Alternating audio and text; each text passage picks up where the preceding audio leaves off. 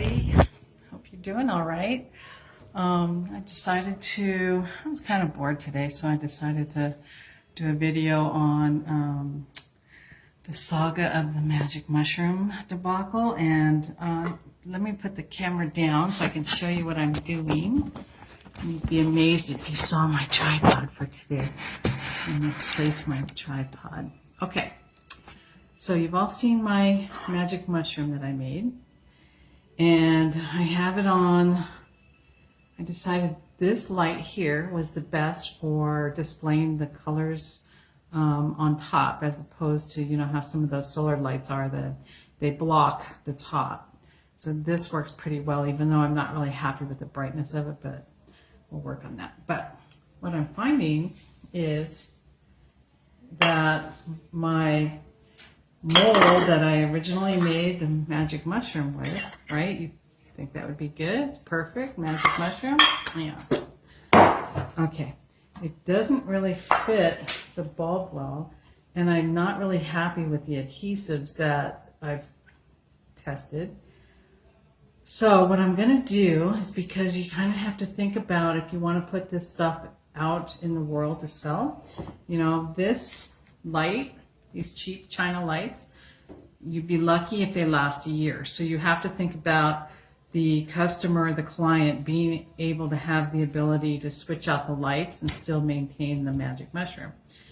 So what I'm thinking of doing is avoiding using adhesives at all, and I'm going to make my own SilkeMat mold to mold to this, so it's a more of a fitted mushroom cap.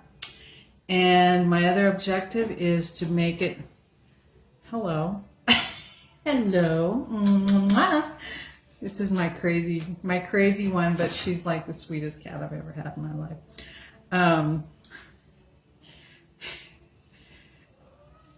And my objective is to have it fit the light without adhesives, and that I'd be able to do anywhere between, I don't know, 6 to 12-inch mushroom cap, all using the same mold.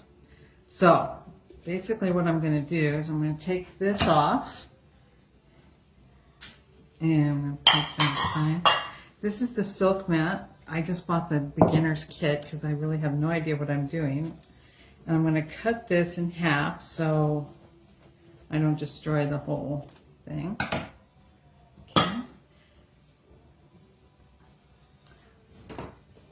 So this is like a blanket that I'm going to put rigidizer to and form it to a magic mushroom cap that works for me. And I thought I'd bring you along because I know you're bored today too, right? So, according to YouTube, because you know I'm not going to, I mean, it's only one page of instructions, but honestly, it's not that difficult. It can't be that difficult. The only thing I have to find out is, like, this microfine, I'm not sure, put it aside for now. We'll figure that out later once we get it. So the idea is to take this rigidizer and soak it into this blanket, and then as it absorbs, we're going to mold it to this globe light. Okay?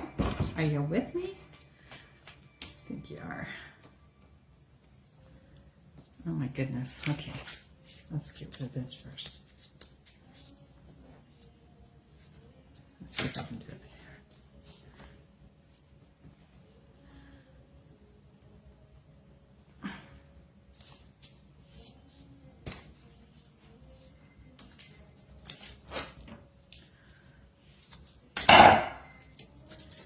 Okay, here we go. It's kind of scary because I've never done anything. I'm just going to shake it up.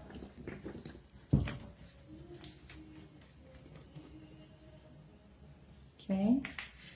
So I'm in all honesty, I watched the Barbara Cushman YouTube about 2 or 3 times, and I'm just going to pour it on like she did, and I'm going to say, oh, that's thick, but who cares? We're going to just go for it. And it's super messy. Yay.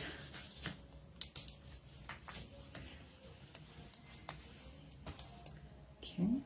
I'm going to add a little bit of water to that because it does feel like it's a little thick. Not that I know what it's supposed to look like, but it looked like hers on YouTube, so if she added water, I'm going to add water and shake it up.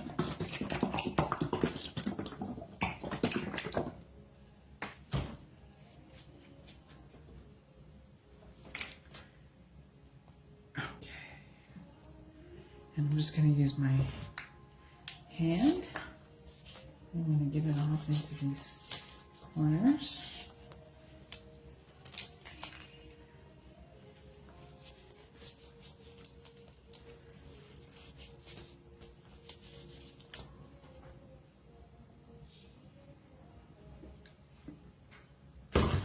And hopefully I can use this over and over again, but I'll keep you posted on the progress of this little project, because who knows how this is going to turn out.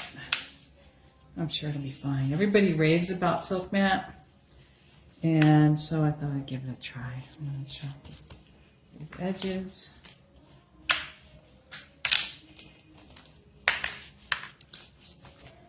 I'll turn it over. Do the same thing.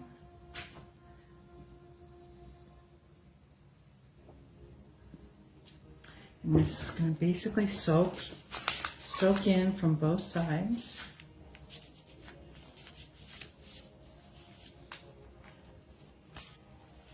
I mean, this kind of just, if this works, right? This opens up so many possibilities to the glass world, the glass artists, for doing their own thing and not having to rely on commercial molds and looking like everybody else, which I hate. I mean, you know, it's great in a pinch, but it's better to be on your own, doing your own thing.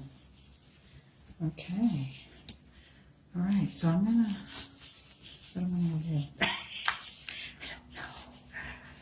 I'm just gonna keep rubbing this around. It looks pretty absorby. Okay.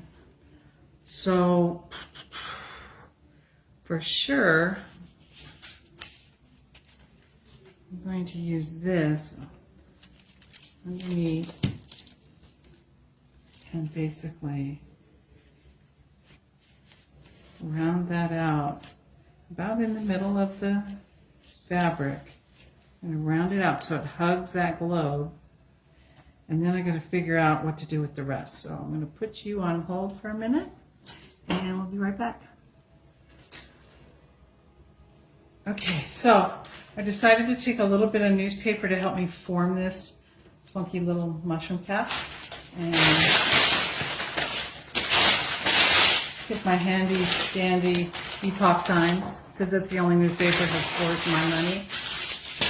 Okay. I've got somebody looking at me all weird.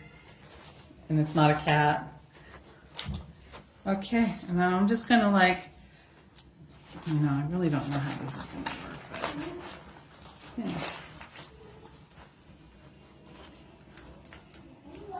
I'm just gonna let it like naturally drape like a real mushroom might do. This seems to be a little big.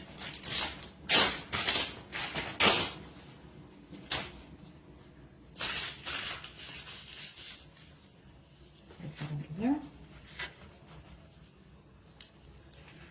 Okay, can you see that?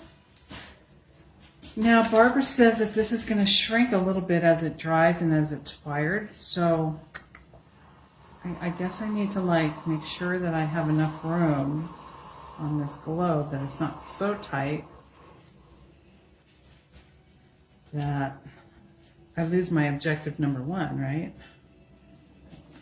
Okay. Okay.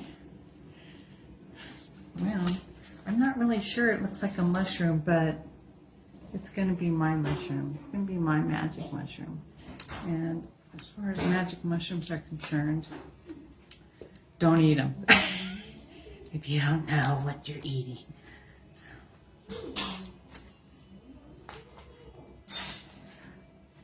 Okay. I'm going to let that dry. And then I'll show you right before I put it in the kiln for its first firing. Okay, stand by.